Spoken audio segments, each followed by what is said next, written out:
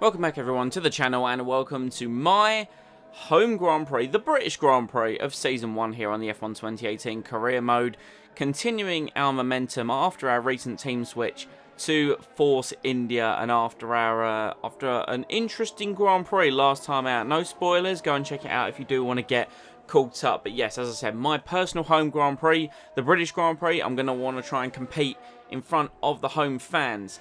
Only issue I had with that, the car, unlike Austria, where it worked, didn't work here. I've learnt that this car behaves awfully at low speed. Very unpredictable. It could slide, it could have understeer, it could have oversteer, it could have power understeer, power oversteer. Yeah, out of the chicanes around here, it was not a pleasant car to be driving. Through the high speed stuff, it was lovely. Through the low speed stuff, it was clumsy and awful. So here comes our second attempt at a qualifying lap. Our first attempt put us plumb last.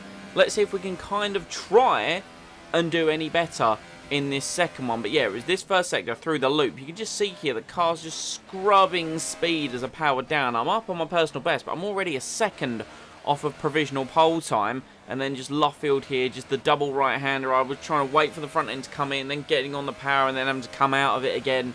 Yeah, unpredictable. Through this stuff, car felt lovely, but yeah, just the low speed stuff, it just felt very cumbersome and clumsy. Anyway, we're still up 1.5 seconds down on provisional pole time, but it's not looking to be a brilliant lap time as we now come through the Vale section. They're sliding wide, then holding it tight, and on traction again, just losing loads of time round the final corner, across the line, and it's P17. Not exactly the best result. Sebastian Vettel on pole from Kimi Räikkönen. Ferrari lock out the front row. Hulkenberg and Sainz best of the rest in the Renaults, as we come to expect. Perez up in P10, and we were over a second slower than Sergio. 19th place in the end. So, got a lot to do in the race.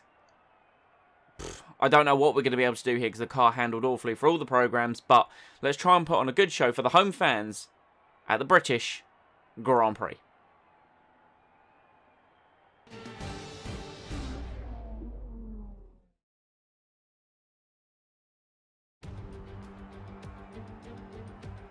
We're right back where it all began. The very first World Championship Grand Prix was held here at Silverstone in 1950, with Giuseppe Farina taking the top step of an all-Alfa Romeo podium. He earned 9 championship points that day on his way to the inaugural title. His winning total at the season's end, just 30 points. My, how times have changed. So let's see who can reach the top step of the modern podium today. The 3.6-mile-long Silverstone circuit is one of the longest of the season, with 18 corners in the current layout. With average lap speeds reaching around 145 miles per hour, it's also one of the quickest tracks of the year. Watch out for cars taking the right-handers of Abbey and Copse flat out. With me today, of course, is Anthony Davidson. Now, I want to ask you about Pierre Gasly. As with all the drivers at this level, they have a lot of ambition, but Formula One's a daunting step up from any other series, so expectations are high right from the start. And this is something that has ended the career of many a young driver, as that leap up to Formula One proves to be too much. And I'm a bit worried that's exactly what we're seeing here. They haven't really found their feet, they're making silly mistakes, and as you imply, at this level, you're expected to perform. So here we sit, P19 on the grid for our home Grand Prix. Going to have to go for the one stop if we want to try and make any progression up the field. So softs through to the mediums. We're going to run the car heavy to try and utilise some rich mix. The one thing I did notice is the car, again, for fuel burn wasn't too bad. Very similar to Paul Ricard earlier on in the season. So we'll try and do what we can. It's going to be overcast, but no rain. No classic British weather is scheduled. I'll try cranking on a little bit of extra front wing to help me with my understeer problems. But let's see what happens, obviously, in the Grand Prix. Heavier fuel load, it hopefully will behave better than it did in the low fuel runs. So we're on the grid, building with the lights. 5 red lights are on for the British Grand Prix. Out they go, and it's a shocking start up to Rich, but we've been left for dead on the home straight. And yeah, Ericsson's already up. There can be collisions in turn 1, so let's just keep ourselves out of danger around the outside of Ericsson. We've gone wide on understeer on cold tyres. We're back past Van Dorn and the Salvers, then poking our nose up against the two Toro Rosso cars. Can we try and get them on traction? Both Williams of Sorokin and Stroll are side by side. Can we out traction Hartley on the traction zone? He's pinched himself on the corner apex. He has to get out of it. We go around the outside, utilising the curve out there, and that's us up into P15. So we've got ahead of a couple of cars there. Can we make any moves further forward? We do tend to make a lot of moves at the start, and then of course we settle into the Grand Prix and overtake more on strategy. So let's going to see if that is possible. Trying to stick up behind Sergei Sorokin, just couldn't get the power down there, and he's been able to get away, and that's actually meant that Hartley is now going to try and attack us again. I do feel as if we spend a lot of time on track with Brendan Hartley. It's either him or Nico Hulkenberg. So Vettel setting the pace there with his opening account of a 32.4. It is the opening lap of the Grand Prix, so that means Vettel is in the lead. We come across the line, we're already 8 seconds back from the German, as Hartley now has a little look down the inside of Abbey, but doesn't decide to go for the move. Very, very close though between myself and Brendan Hartley. And you've got Alonso now tussling with the Williams, who are now on to lap 2. A little bit later on down the Wellington straight through the left-hander. We've gone very wide on the understeer. Hartley goes to the outside of Luffield. The long double apex right-hander. We get the power down, and we've just been able to survive that onslaught from Brendan Hartley, but we're already losing out time to the field ahead of us, and these tyres just aren't working for us there. And you can see the Ferraris now setting the pace in the mid-29s. We've got on the curb. We're all out of shape through the Vale chicane. That means that now Pierre Gasly is now the next car, could be lining us up for an overtake. We do a 33.0, so we're over 3 seconds off the pace of the Ferraris, which isn't what we'd expect considering we were racing with them for some time last time out in Austria. So we improved slightly with a personal best of a 32.5, but still nowhere near front running pace. And Brendan Hartley now looking to follow us through this initial section here through the loop. Can we keep the car in position? He's going to have a run on us out of this next left-hander. On traction, the Force India could not get its power down. You know, we've got the big hulking Mercedes engine in the back. We shouldn't struggle in a straight line versus the Honda power of Brendan Hartley. Look at him just speed past us. We're going to take a look down the inside, but Hartley shuts the door on me. And that's Brendan Hartley through, and he's probably going to get away from us at this point. I tried to take a wider line through Luffield to cut back underneath him, but Hartley has it all covered off. Now, we need to go through Maggots and Beckett's maximum commitment, which is what we have. A sliding rear end helps us point it in the right direction. We're going to have DRS and rich fuel mixture. Let's bump it up on ERS. We haven't got much battery to play with, actually. There's a yellow flag, actually, so we're going to have to be cautious into Stowe, because we have got it just here. We close up to Hartley, and it's actually a recovering Red Bull of Max Verstappen. Hartley slows down on exit. We have to take avoiding action. I wouldn't be able to get away with the overtake should I have got past him there. I'd have had to hold the position back, so I just got out of the throttle, and let's try and follow him through if we can the Vale chicane. But no, through Club, Hartley just plants the power and disappears into the distance. I actually dropped the differential down at the end of that lap to try and help me with my acceleration, but it was no good. And come the Wellington straight of lap 6, I've got Pierre Gasly trying to have a little look at me, but he's currently battling Stoffel Van Dorn, and that means they're not going to be able to get past me through the next couple of corners here. And we just need to get a good run out of Luffield, carry it through Copse, and we should be able to build enough of a gap to protect us from the DRS into Stowe. But it's just this section. The car was just so clumsy through these corners. It's going to mean Van Dorn's going to have a run on me out of Club, potentially into Abbey with DRS open. That's a brave move from Stoffel. Is he going to pull it off? He's going to try to. We keep our foot in round the outside and just keep ahead of the McLaren. Van Dorn with a ballsy attempt at a move, but just couldn't quite pull it off. It would have been a very impressive overtake if he had managed to keep it. But running P15, a lot of the cars ahead of us are also on one stop, so we're not going to gain any positions on strategy today, unfortunately. But now we're back down the Wellington straight. Van Dorn with Rich Mix, and his battery that he's got here is down the inside. Is he going to be able to make the move stick? He's covered the racing line off pretty beautifully. I couldn't actually tuck underneath him. We're going to take the wide line through Luffield to try and cut back underneath him, but again, the front end just won't go where I want it to, and that's allowed Van Dorn to get ahead of us, and that now puts us in the clutches of Pierre Gasly. So on lap 9, we've got another Toro Rosso. Sorry, my bad. It's Max Verstappen making his recovery drive now. He must have gone in for a front wing change and a change of tyres now, because he was, obviously, he spun a while ago, so it hasn't taken him long to catch us back up. But lap 10, we're going to be coming into the pits for our first pit stop. These tyres have not served me very well, and it's a very long, slow pit lane here at Silverstone. It's over 30 seconds in length, and it's 37 miles an hour, so you lose a lot of time in the pit stops here. But We're going to change now onto the medium compound tyre.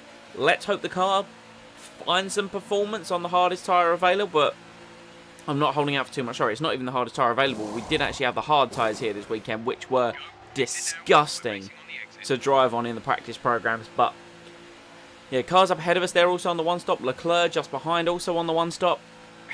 It's a very long and depressing afternoon here at Silverstone, but you know, let's not finish last. Finishing last is what we don't want to do. We at least want to try and appease the fans by finishing somewhere. Sure, it won't be points, but maybe Sergio can bring something home for Force India. But yeah, just got to wait for the tyres to warm up. They felt horrible here through the loop. But yeah, it's about Gasly now. Is he going to catch up to us? And Vettel out the race as we come on to lap 12. Sebastian Vettel, who was leading by a country mile, has broken down in his Ferrari. That's big for the championship fight. He's just starting to make a recovery towards his teammate and Hamilton, as Gasly later on in lap surges past us around the outside of Stowe. He's going to try and hold it. Let's push him out wide. By pushing him out wide, we had to go wide ourselves there just with the amount of drift I'd put into the car. And on to the following lap, Gasly once again just tries to follow us. I'm going to make him go around the outside here, if possible. He has got DRS on us, of course. That's why he's going to pull so far ahead. But I'm going to stick my nose in. We've done better with Gasly than we did Hartley earlier on in the Grand Prix. Gasly goes slightly wide in Luffield. We plant the power to get up his inside. Bit of contact between the wheels there of the cars, but thankfully he saw us and it prevented it from being a bigger accident now. As we now come on to the end of lap 15, we've actually pushed Gasly back into the Saubers. We're going that slowly, as Gasly now going to try and have a go round the outside. We parked the car in the middle of the road, then had to take Abbey very slowly. So now we head up again through the loop section here. And now Gasly and Ericsson are battling as we head down towards Copse Corner. They're actually going to try and go round my outside. It's going to be 3 wide potentially into Copse. We take a big confidence lift just to make sure we made the corner, because otherwise that could have been a catastrophic accident through there. And later on into the lap, Marcus Ericsson now in the Sauber. Look at the Ferrari power unit in that thing. He just screams past me into Stowe. And then a bit of wheel banging as I tried to position my car to get into the corner. So apologies there, Marcus. It's rare to be racing you and on circuit, especially after the jump up to Force India. This is the following lap then, and we're going to still coming under pressure from these guys, but you can just see here the scrapes of the car and the wounds of war that we're carrying as Ericsson tries to go down our inside. I'm not going to have that, and that allows Leclerc to try and have a look around the outside of us, so we squeeze him out successfully there. And then we've gone wide, unfortunately, through Luffield. We just about cut Leclerc off by bringing it back round, but once again on traction, the car just cannot keep up, and Leclerc has got the better exit. And using that Ferrari power, he's going to go breezing past us into Copse, and then we just haven't got the speed to have a go down the inside. So we're going to bump it up to rich and overtake mode, utilise some of this battery that we've got. I'm not going to take it sitting down from Leclerc, because Leclerc's a fantastic talent, but that Sauber is still the slowest car on the grid, and I still want to beat that today, even if he's literally battling for pride in this atrocious home Grand Prix that we're having. So high, DRS open, slipstream from the Sauber. We're going to go over 200 miles an hour into Stowe Corner. Leclerc holds it for a brief second there, but we keep it nice and tight on the apex. Actually gone horribly wide, which isn't what I intended to do. And Leclerc's going to initially have a look on the outside. I think he's made contact under braking there. It's actually forced me wide. And then we've gone wheel banging with Charles Leclerc. Squeeze him out once again. That's going to allow Ericsson to have a run on us. That move was reckless. We're lucky not to have been penalised. Alright, Jeff, calm down there. We're going to try and defend from Ericsson. Ericsson taps us. We've lost control of the car. We're going to hit the wall. Oh, wheels off. We're out of the race. Let me know you're okay. Well, things didn't really go your way today. Tell us what happened. It wasn't the cleanest race today, was it?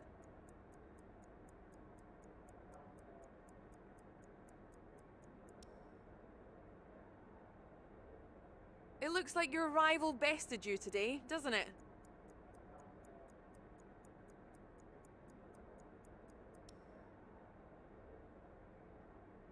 Not the best way to end a race. What went wrong?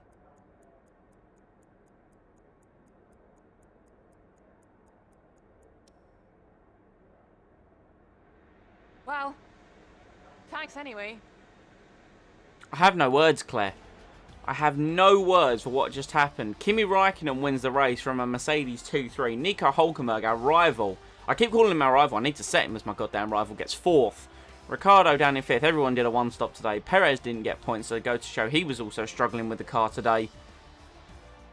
Assassinated by Marcus Ericsson into turn 1. puts us out of the race. That means for the championship, we've fallen down to 8th place. Hulkenberg now overtakes Verstappen to be up in P6, which is where we want to be, P6 or 7. So we're going to be fighting Hulkenberg for the rest of the season. And just disappointing, really. I thought we could try and do more, but the car was just such a handful all weekend. And then to end the race like that, you know, even if I'd beaten Gasly and the Saubers for pride, that would have done better, at least 19th to 16th. But to end out of the race in the wall is certainly not what I intended to happen. We're going to need to try and bounce back for the next round. That means Force India, we've now 20 points behind Renault, and Mercedes have overtaken Ferrari at the top of the standings. So we need to get our act together. It looks as if it was a bad weekend for both drivers. Obviously worse for me than it was Sergio Perez. Let's hope we don't get a reputation of wilting at home. Let's hope we can have a better race next season. But that's 21 races away. We can worry about Germany, which is the next race coming up. And yeah, I just had no words for Claire. I was frustrated with the performance of the car. I was frustrated with being taken out of the race. Just everything, really. We're going to move on to the rivalry now, and yep, says it all, really.